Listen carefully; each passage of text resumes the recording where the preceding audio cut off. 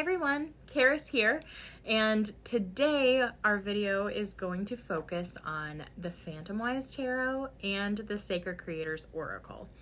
So this year in my practice, which if you saw my video kind of laying out what my themes would be for each month's videos or each week's videos, I talked about how this year with my practice, every month I'm trying to pick a dedicated tarot and oracle deck to do the majority of my tarot work with in my personal practice. Like I said, I have other decks that have specific purposes. So I have decks that I use for shadow work, ones that I use specifically for inner child, ones that are specific for deities, ones that I use for clients. But I want to use an exclusive tarot and oracle deck each month for all my other personal readings, so I can get to know that deck and decide if it stays in my collection or if I'm going to move it along to somebody else who may enjoy it more than I do. So today I'm going to be flipping through both of the decks, Tarot and Oracle, that I'll be using exclusively in February. These videos are probably going to be a little bit longer than my other videos just because we are talking through two decks, and so I would suggest maybe going to grab a beverage or a snack and get ready to tuck in. I'm gonna flip the camera around so you guys can see the decks up close and we'll talk through them that way.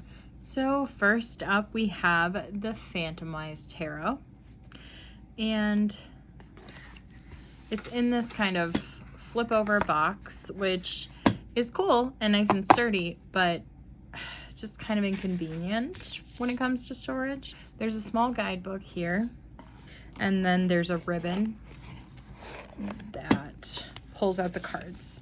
Nice and red in here, which I did see Dawn Michelle did purchase this deck, and she edged all of her cards in like this bright red, which is important in the story.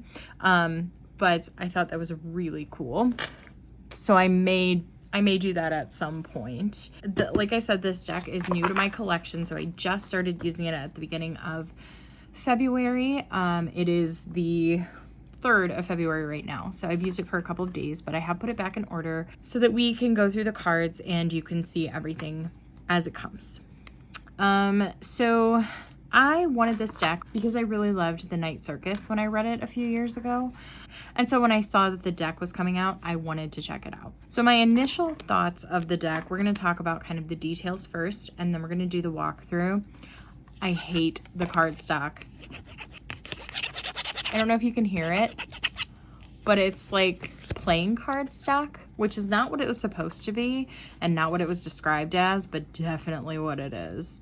It's already, I've had it, like I said, I've used it 3 days. It's already got a bow in the cardstock. I know Dawn Michelle said that the reason she isn't keeping it in her collection is entirely tactile, and I get it. I totally get it.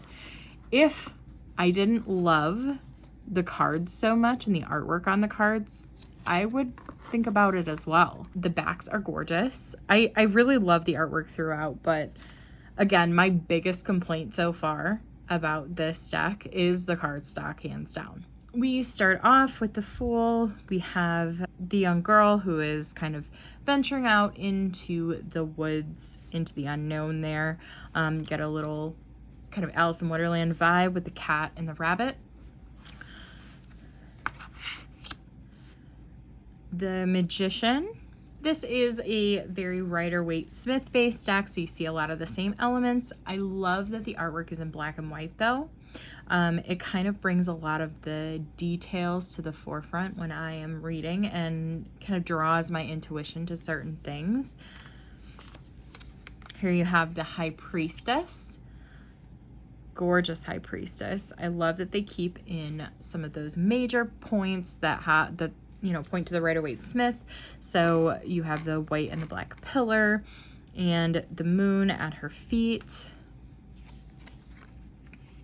I love that they have the flowers kind of blooming here. She's holding a flower. Like small details that I think really pull out major themes. The Emperor. I love this Hierophant. love it. I think it's awesome that he's there in the library and these like attentive little cats are at his feet. The Lovers. Beautiful Chariot. I think it's really interesting that in this portrayal of the Chariot, there's no one in the hot air balloon. There's no fire going. There's no person who's like manning the chariot. We have Strength. So instead of the lion, we have, I think it's a jaguar. Maybe it's a cheetah. I'm so bad with big cats. Let me see if the guidebook says. It does. It's a snow leopard. Boy, was I ever wrong. Next, you have the Hermit. Beautiful Wheel of Fortune. One of the things that the guidebook says about this specific wheel is that you can't tell which way it's turning. And I think that's a really interesting way to think about the wheel. Like, you don't know, you know, is it good luck that's happening, or you're not sure what the future is going to hold for you. So you don't know which way the wheel is turning. I thought that was really, really interesting. Justice. The Hanged Man. Death is very creepy. I usually really love the Death card, and I don't think this is an exception to that rule. I love how the face of Death is hidden, and it's got like a beautiful sort of bow that's holding this sickle together. I love this Temperance card. I've actually already drawn it a couple of times in my readings, and I have gotten some like really potent messages from it. And I think that part of that is that it's such a different take. She's pouring a cup of tea, and kind of what pouring tea invokes in my brain and brings to mind for me. The Devil.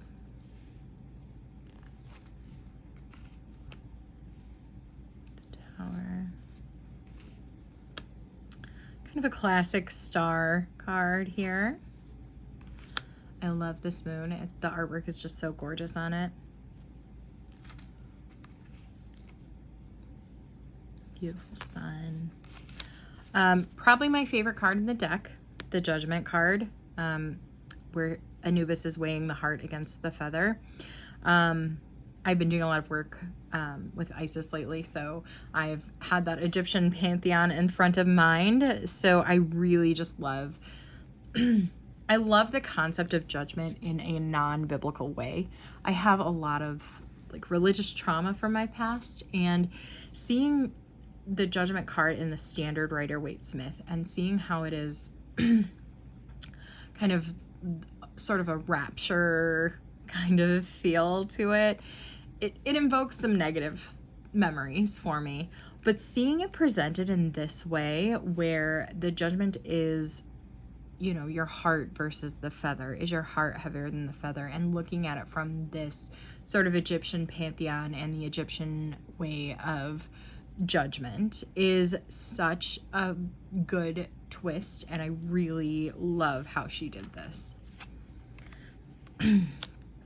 Then you have the World. So what you'll notice here is this is the same character who was in the Fool card, and it has the same rabbit who is, see, if I hate this, like what's going on here? Anyway, the rabbit has carried over.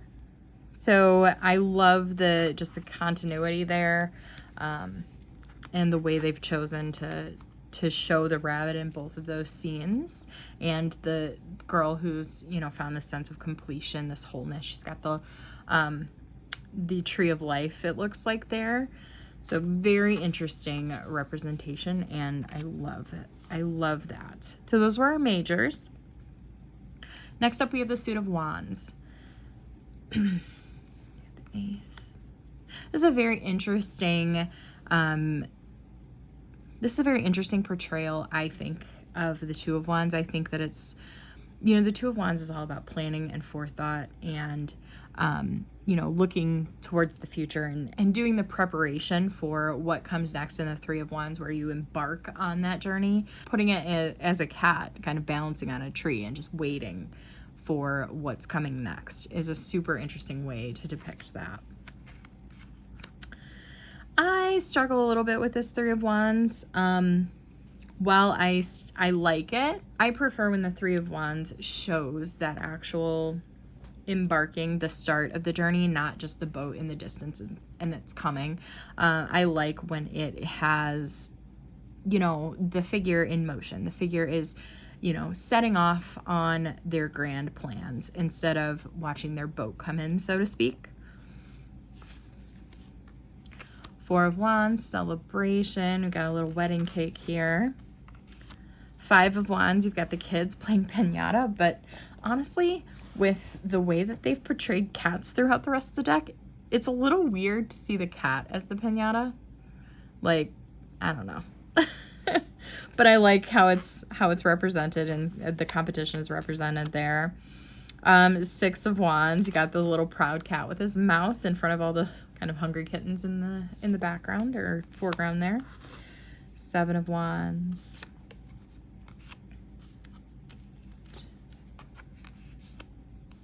The Nine of Wands, and the Ten of Wands.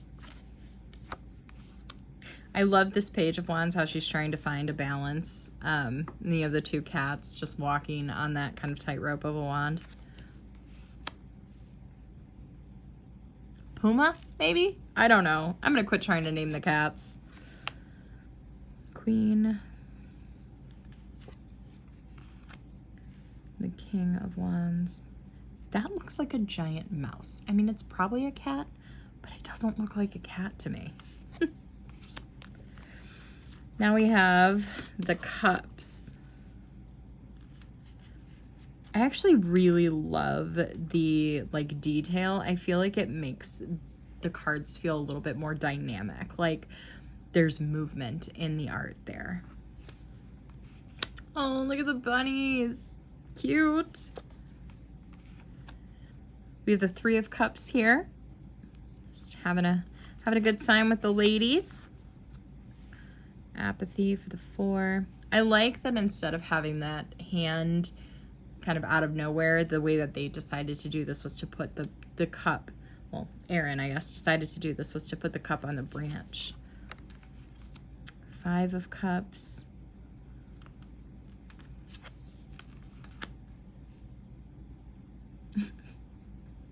A little bunny tea party. Stop. So cute. I really like the Seven of Cups. I like that each of the individual cups you see here are different. Like there's like a champagne flute, a teacup, a pitcher. Like I appreciate that the way that those different options are presented are different vessels, basically. Eight of Cups. This actually, I drew this in one of my readings, and it was, again, super powerful. I've had really powerful readings in the first 3 days with this deck, but the message that I got from this card was basically I needed to leave behind what didn't serve me any longer and kind of move towards my higher self, which it was, I mean, obviously the Eight of Cups is about moving on, but the fact that this staircase is going upward, it was just a really potent message that I got when I read this. And we have the Nine of Cups. 10 of Cups, the little bunny family. Page of Cups. There's a little, she's got little bunny ears on. And the knight is riding a bunny. Queen. And the king. He's so fancy. Look at his little cocktail, his little martini there.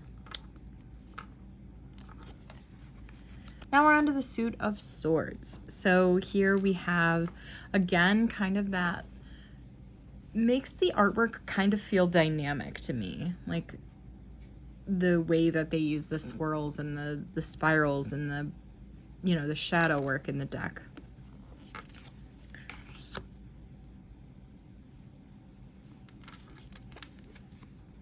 I also appreciate that these two birds are flying in opposite directions. I think that's super interesting.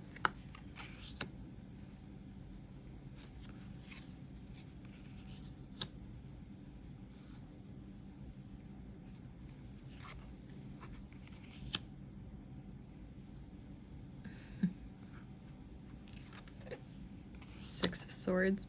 I think this is interesting as well. I think that having the birds here perched on the swords instead of an actual human figure in this card is definitely a departure from the typical Rider-Waite that you see. This card for me is very interesting because I feel like in almost every deck it is depicted differently. It definitely makes the meaning of the card change. The Eight of Swords. She is blindfolded here. It's a little difficult to tell. Just kind of, I think, partially because of the cardstock and the way that this kind of texture is, but she is blindfolded. Nine of Swords. Anxiety. And 10 of Swords, which she looks like she's laying next to them. Like they're not stabbing her. She looks like she is laying next to each of the swords. Or maybe even, honestly, when I look at it a little bit more in depth, it kind of looks like she's asleep next to them. Maybe dreaming about them. So it's a definite different variation of that card. Then Page of Swords. Is that an eagle? A griffin? I don't know. Griffin? Queen of Swords. And now we are on to Pentacles. So our last suit. Again, I have to quit saying it every time I go to like one of these ace cards, but like to me, this one reminds me of like growth and planting and just kind of how new opportunity presents itself. We have the Two of Pentacles, little guy balancing the ball on his nose. This is the most pippish card in the deck that I've seen so far. In my opinion, it kind of like varies away from the rest of the deck because I don't see a lot of like kind of pippy sort of cards. So this is really interesting to me that this one is so minimal. We have the Four of Pentacles. I like that it's balanced on his head. Like, definitely has like kind of a miserly look to him. He's got his foot down on one of them. He's holding one in between. He's cradling one. But then he has like a random one on the top of his head. It's very interesting. Maybe money on the mind could be a good interpretation for that. And the next one, we have the Five of Pentacles. Look at that little sad dog. Oh my goodness, stop. Six of Pentacles. Oh, look at those babies. If you couldn't tell, I'm kind of a dog person. Seven of Pentacles. This is really interesting. Normally we see kind of someone harvesting or beginning to harvest what they have planted. This is definitely a different interpretation of that card. I am kind of curious what the guidebook says about it. A figure sits high in the branches, waiting patiently for a well-tended tree to bloom and bring their work to fruition. Blossoming, fruit, a time for evaluating progress and planning for the next stage, preparing for the harvest and what might follow, trusting in future rewards. So basically harvesting the fruit of the tree. All right, so very similar. It's just a different perspective for sure. The Eight of Pentacles, he's hard at work with the details there. I love this Nine of Pentacles. She looks like she is just lavishing in luxury and so comfortable and kind of leaning on what she's accumulated in her life there. The Ten of Pentacles. I like this as well.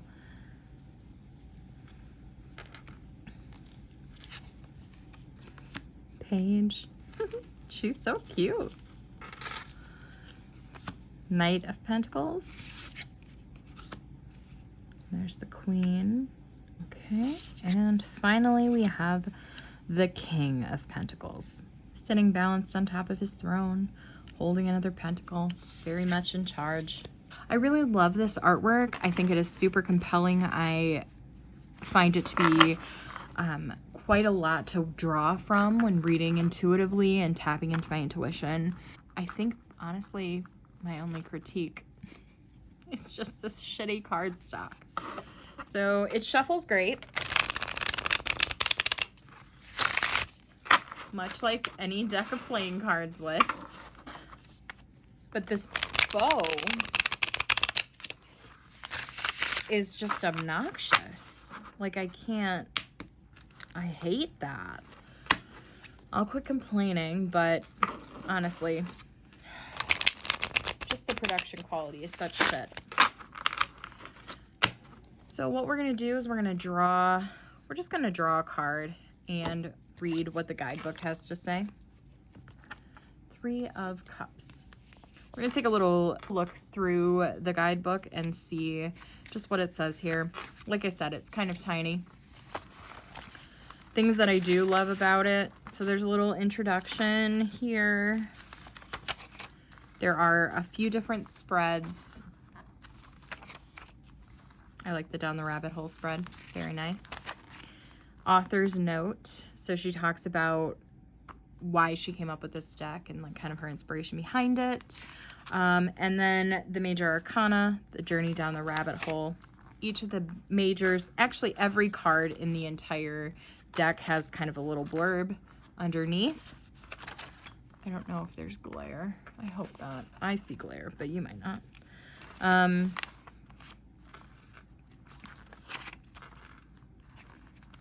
And then each of the suits kind of starts with a little, like, this is the realm of fire.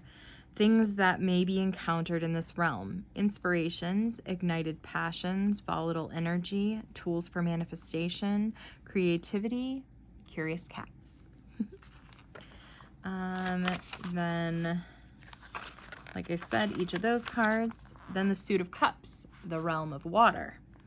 Things that may be encountered in this realm. Love and relationships, matters of the heart, steaming cups of tea, whimsy, and fluffy rabbits. So then we got the 3 of Cups. A trio of figures raise their glasses high in a celebratory toast. Like minds and like souls. Camaraderie, joy and support and merriment and sparkling beverages. Celebrating new friendships and rekindling old bonds. Sharing happiness. Emotions expanded to include others. Share joy, spread joy, and pop another bottle. I really like that. It's very punchy and like to the point, but also poignant and cute. Then we have the Suit of Swords, the realm of air. Things that may be encountered in this realm, intellect and ideas, sharp truths and sharp-edged blades, conflicts and challenges, ravens in flight. And finally, the Suit of Pentacles, the realm of earth. Things that may be encountered in this realm, the clatter of coins, hard work, seeds planted and growing, solid foundations, and loyal dogs. And then we just kind of have the end page, which is what the backs of the cards look like. So that is the Phantomwise Tarot. So next up we have the Sacred Creators Oracle. I love Chris Ann Donnelly. I have the Light Seers Tarot, and I think it is a fantastic part of my collection. This deck I've had for quite some time. I have used it a bunch, so this isn't like a first impressions or anything like that, but I wanted to use it alongside of the Phantomwise Tarot because that is a black and white deck, and this deck is super colorful. So I'm still going to do a walkthrough and kind of discuss what my thoughts are and just talk about the deck. What drew me to purchase this deck was my love for Light Seers, and I thought that it would be really cool to have kind of the matching set. So this deck is just a standard tarot size again. Really chunky guidebook, which I appreciate. We'll talk about that in a bit. And the backs of these cards look just like the Lightseers, except they're white instead of black. Or white and gold instead of black and green, I think those are. The cardstock's really nice. They shuffle wonderfully, which I will show you once we are finished with the walkthrough. Otherwise, let's just jump in. We'll zoom in and check them out. For these, I'm just going to go through and read each of the cards and maybe mention one or two that I think are really special. So, overthinking can spoil the magic. You are magic. Overrate your intuition. I think that's a really great card. Trusting in your intuition above the noise of outside opinions, listening to yourself, giving it more credit than you think you should. You, the muse. You are epic. Move beyond intention to belief. Collaboration of souls. Choose who you are becoming. Fierce serenity. Integrate your knowing. Changes. I love the design on this card. It's the like seed of life, but the seeds are like blowing. It's so creative. Your past supports your future. Find your sacred flow. Success in transformation. Imbalance. The distraction of shiny things. Light in the unexpected. I also appreciate how this is kind of looks like an eye to me. The spark of hustle. Nourish the sacred feminine. Welcome the divine masculine. What's your honest truth? So I appreciate that some of these cards are insightful and kind of instructional for all intents and purposes.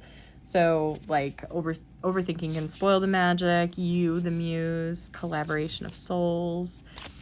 All of these cards make you think, but some of them make you question, which I like. What's your honest truth? Like, how many times we sit down and we actually think about that? This brings that to the forefront. Fill up your cup with sacred giggles. And this one just kind of tells you something that you don't think of in a way that you would never think of. Sacred giggles. You know, your enjoyment is paramount and it is sacred to you. Raw intention. Follow through.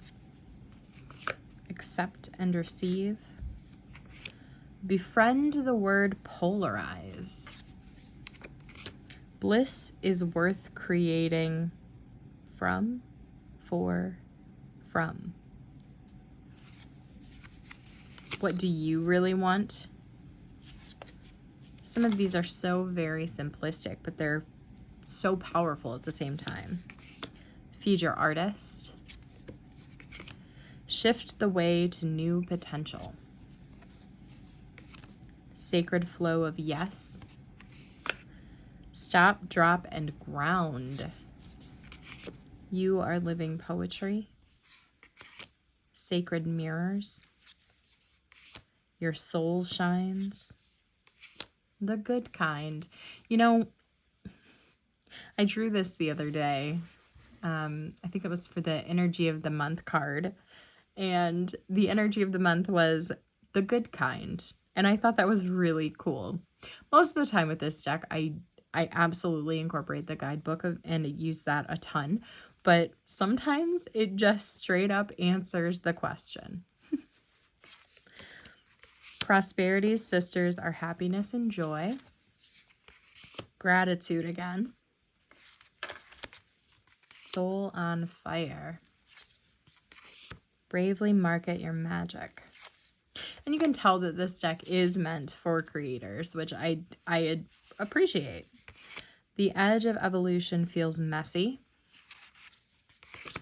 One step ahead is all you need. Cut the cords of doubt and flow with money. Magic happens when you most expect it. I love this card. Changemaker, make waves. Unstick the stuck. The now. Get back to elemental. Celebrate your wins. External validation. Interesting. I've never drawn that card before. Ambush fear with your ferocious dream. Limitations inspire innovations. Lead your metamorphosis. Fall in love with your own story. Love that card.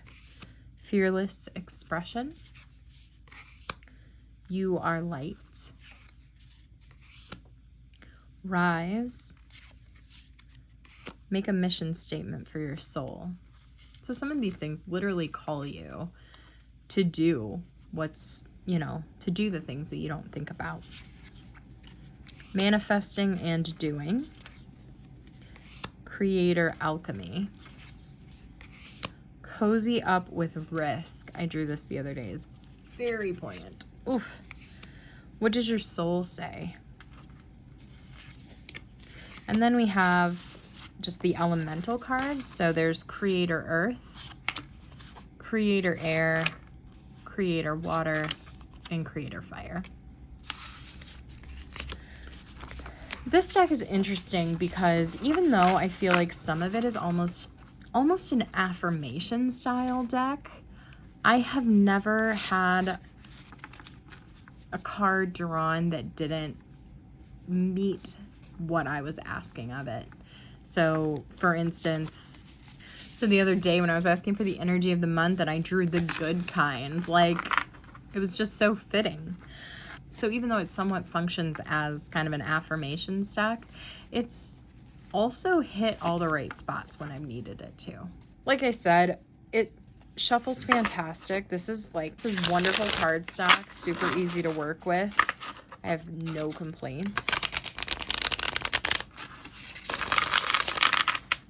Let's pull a card out of here and read the guidebook entry for it. You are light. So again, the guidebook is pretty thick. We do have some different, maybe I'm gonna zoom back in a little. Just kind of an intro, working with these unique cards. Start by choosing the card you like most and the one you like least. Choosing your power cards. A quick guide for a new card reader. Choose your spread, pull your cards, self-care messages, and then there's like a bunch of different spreads here. So that's nice. And then for each card, it has the number, the title, the essential meanings, the self-care message, and then a blurb. And then finally, like some journal prompt type questions that you can do if you are into that. So this card that we pulled was number 56. You are light. Essential meanings. The light that vibrates from the core of your being. Lightworker, love, pure energy. Self-care message. Opaquing your light so others are comfortable. Hiding your power. Not wanting to be seen. Fear of judgment causing you to contract. At the core of your cells and your atoms, you are tiny strings of vibrating light and energy. This light interacts with the other lights around it, and emanates a signature that is only yours. And your unique vibrational energy is needed in the world. Lightworker, you are needed. You will be the beam of light who casts luminous hope into the shadows. You will be the counterpoint, a brilliant crack in the veneer, a flickering of inspiration when things get difficult. And it's time to nurture and protect that light as you devote your life to something bigger than yourself. Work your soul's directive in any way you can. Offer kindness to strangers on the street and radiate love, healing, and compassion from wherever you are. Even the line at the grocery store can become your own laboratory of light. Bring your fierce mission to serve into a role or position that doesn't call for servitude. Show us how to do it with more love. Trust that your light will be accepted even by those who don't understand it, because through shiny eyes and a warm smile, you can bring your soul to work and light up a room with your presence. What lights you up? What makes your soul float? What feeling lies in the center of your soul's calling? How do you know you're a light worker? In what ways are you sharing your gifts with the world? In what ways are you opaquing your light? Does your ego hold on to any fears of being seen or judged, or of being too big or awe-inspiring, too self-centered, or too successful? How can you shine your light anyway? And then it does do for each of the creators, it talks about what that element is, each of the creator elements talks about that element, how you can connect to it, a deep dive of the elements. Try drinking the wind, feel how light and subtle air is. So it gives you kind of things that you can do. Yeah, and then it talks about the creator going deeper, some acknowledgments. This was published by Hay House. The Phantomwise Tarot, I know I didn't mention it, was published by Clarkson Potter Publishers, an imprint of Penguin Random House. And those are the Sacred Creator Oracle and the Phantomwise Tarot decks. Thank you so much for your love and support. Thank you so much for watching this video. Please like and subscribe if you feel called to do so. Blessed be.